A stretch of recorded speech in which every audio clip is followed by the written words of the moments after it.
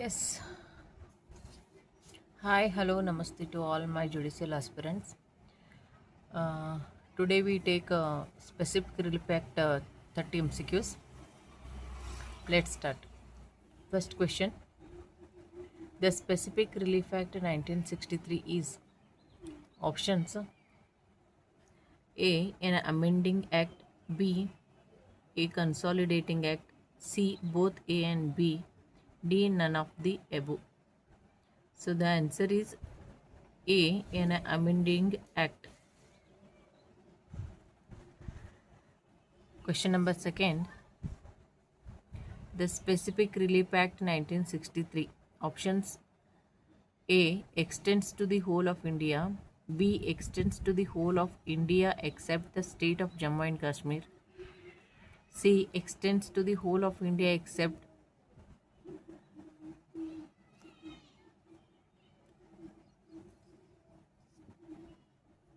except the state of Jammu and Kashmir and some tribal belts in the northeastern states as provided by the 6th schedule to the constitution. D. None of these. So the answer is B. Extends to the whole of India except the state of Jammu and Kashmir. Question number 3. The term trustee is defined in section dash of the Specific Relief Act 1963. Option A 2A, option B 2B, option C 2C, option D 2D. So the answer is option D 2D. Question number 4. The word trust as provided by section 2C of the Specific Relief Act has the same meaning as in options A. Section 3 of the Indian Trust Act 1882, B. Section 25 of the Indian Trust Act 1882, C. Section 2C of the Indian Trust Act 1882, D. Section 3 of Indian Trust Act 1872. So the answer is A. Section 3 of the Indian Trust Act 1882. Question number 5. The word obligation as defined in section 2A of the Specific Relief Act 1963. Options A. Includes every duty enforceable by law. B. Includes every duty enforceable by law as well as other moral duties. C. Both A and B. D. None of the above. So the answer is A. Includes every duty enforceable by law. Sixth question. Specific relief can be granted for option A. Enforcing individual civil rights, B. Enforcing penal laws, C. Enforcing both individual civil rights and penal laws, D. None of the above. So the answer is option A. Enforcing individual civil rights. Question number 7. Readiness may mean capacity of plaintiff to perform contract with includes options A. Performance of plaintiff, B. Potential of plaintiff, C. Willingness of a plaintiff, D. Financial ability of a plaintiff. So the answer is D. Financial ability of plaintiff. Question number 8. Where applicant is neither necessary nor proper party in suit of specific performance, whether his presence is necessary for effective adjudication. Options A. Yes, B. No, C. Conditional one, D. None of the above. So the answer is B. No. Question number 9. Specific Relief Act 1963 is the product of options 8th Report of Law Commission of India on Specific Relief Act 1877, B. 9th Report of Law Commission of India on Specific Relief Act 1877, C. 10th Report of Law Commission of India on Specific Relief Act 1877, D. None of the above. So the answer is B. 9th Report of Law Commission of India on Specific Relief Act of 1877. Question number 10. Under the Specific Relief Act 1963, a suit for recovery of possession can be filed. Options: A. Only in respect of movable property. B. Only in respect of immovable property. C. In respect of both movable and immovable property. D. Neither movable nor immovable property. So, the answer is C. In respect of both movable and immovable property. 11th question. A suit for possession under Section 5 of the Specific Relief Act 1963 can be filed within.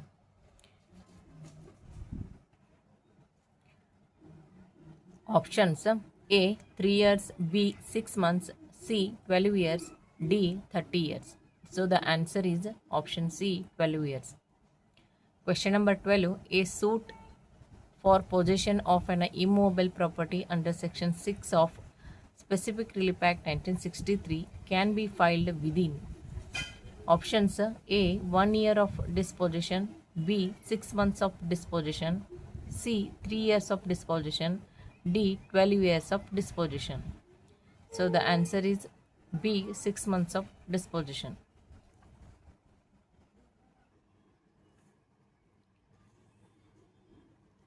Question number 13. A suit for recovery of possession of an immovable property under Section 6 of the Specific Relief Act 1963 can be filed against.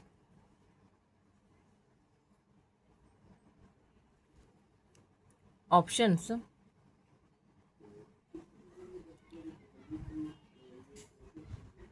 A. Private individual only. B. Government. C. Both A and B. D. Neither A nor B. So the answer is option A. A private individual only. Question number 14. Burden to prove adverse possession is on. Options: A. Plaintiff. B. Defendant. C. Court. D. None of the above. So the answer is option A, plaintiff. Question number 15. To maintain a suit under Section 6 of the Specific Relief Act 1963, the possession must be.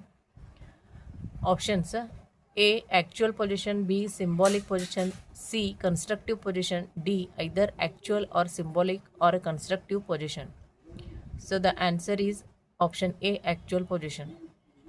Question number 16. An order or a decree under Section 6 of the Specific Relief Act 1963 is options: A. Appealable. B. Reviewable. C. Neither A nor B. Option D. Both A and B. So the answer is C, neither A nor B. Question number 17. A suit under Section 6 of the Specific Relief Act 1963 can be brought by options: A. Trespasser. B. Tenant holding over. C. Servant. D. Manager. So the answer is B, tenant holding over. Question number 18. In a suit under Section 6 of the Specific Relief Act 1963, options: A. Title of the plaintiff is relevant. B. Title of the dispossessor is relevant. C. The defendant is allowed to prove his title. Option D. None of the above. So the answer is D. None of the above. Question number 19. In a suit under Section 6 of the Specific Relief Act 1963, the court can. Options: A. Adjudicate on the title. B. Direct the defendants to remove the structures. C. Permit the plaintiff to pull down the structure. Option D. None of the above. So the answer is D. None of the above. Question number 20. The question of title is. Options: A. Relevant under Section 6 of the Specific Relief Act 1963. Option B. Irrelevant under Section 6 of the Specific Relief Act 1963. Option C. Question of title is not a provision under Specific Relief Act 1963. D. None of the above. So the answer is B. Question number 21. The object of section 6 of the Specific Relief Act 1963 is to options A. Restrain a person from using force and to dispossess a person without his consent. B. Is not to restrain a person to dispossess a person. C. Either A or B. D. None of the above. So the answer is A. Question number 22. A suit under section 7 may be brought by a person. Options A. Who is not the owner of the property. B. Who may not have the possession of the property. C. From whose possession the goods may not have been removed. Option D. Either A or B or C. So the answer is D. Question number 23. For application of Section 7 of the Specific Relief Act 1963, the goods must be options A. In original form. B. Capable of identification and delivery. C. Without alteration. D. All of the above. All the above. So the answer is D. All the above. Question number 24. Section 7 does not apply to options A. Money and currency notes. B. Wrongful taking of the property. C. Wrongful detaining of the property. D. Wrongful disposal of the property. So the answer is option A. Money and currency notes.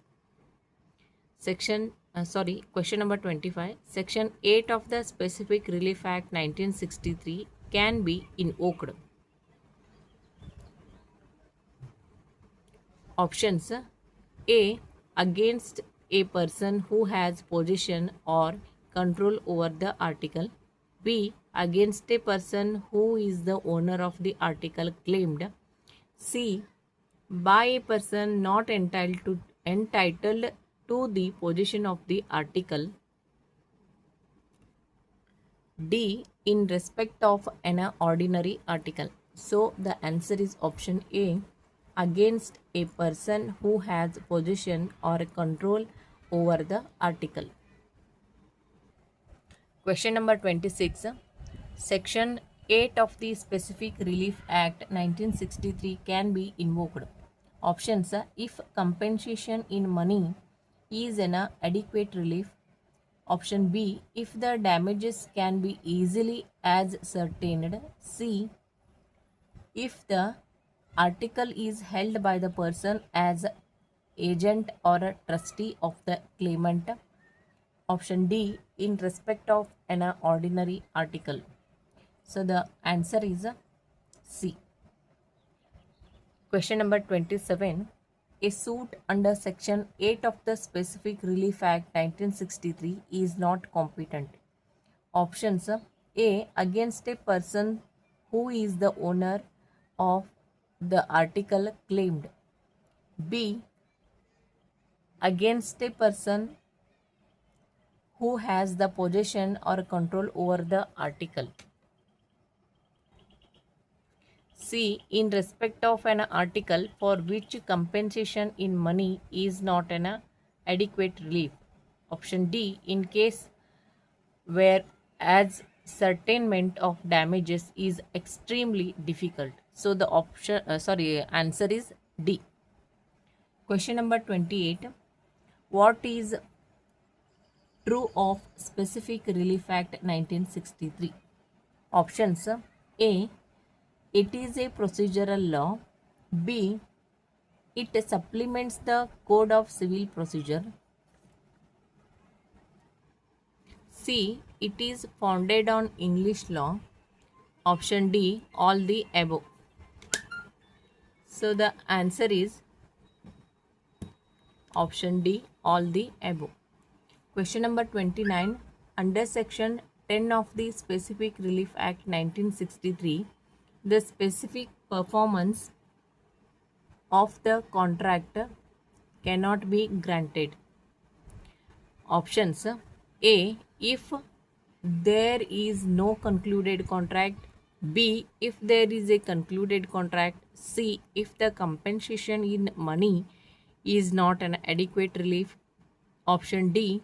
If there exists no standard for ascertaining the actual damage. So the answer is option A, if there is a no concluded contract.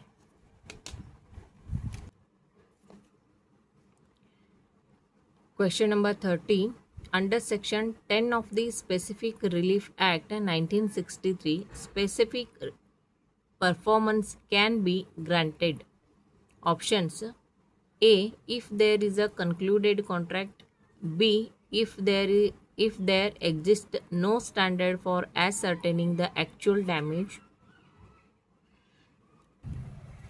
C. If compensation in money is not an adequate relief. Option D. All the above. So the answer is option D. All the above. So here is the today MCQs on Specific Relief Act. I hope the videos are helpful. The comment section is open for comments. Thank you.